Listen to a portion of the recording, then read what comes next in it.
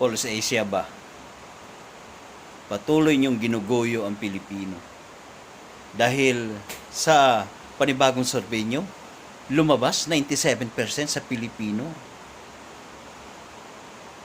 Suportado si BBM. Hala, pati sanggol, Pulse Asia, sinurvey niya oh. Mahiya naman kayo. Tigilan nyo na yung drama nyo. Yung kumita kayo na yung actual na survey. Magkalye survey kayo, Pulse Asia. Huwag yung puro drawing lang. Siguro, puro engineer siguro ng DPWH yung andyan sa inyo, no?